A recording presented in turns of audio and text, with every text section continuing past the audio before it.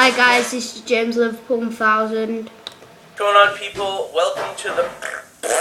Yeah, we're going to be talking about flatulence, farts, passing gas. Everybody does it. Every single person, no matter what. Some people hold it in, bear the pain. I say it's better to let it out and bear the shame than to hold it in and bear the pain. See what I did there? Rhymes. I'm like a poet. I'm a poet.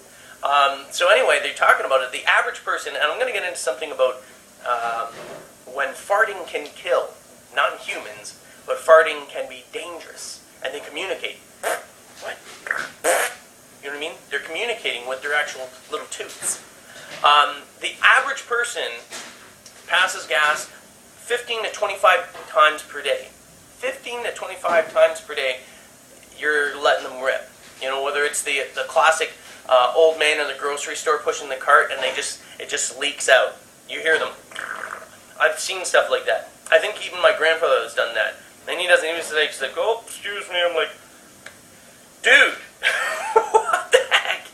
So anyway, but people with gas problems, or like say you have a lactose problem, there was, I think in the article it says that an individual with lactose problem, the one that they were studying or whatever, basically farted 144 times in 4 hours after drinking milk. I forget how much, 2 quarts of milk or something like that. I don't know. I think I'd probably fart that much if I drank 2 quarts of milk, though I don't know really what a quart is.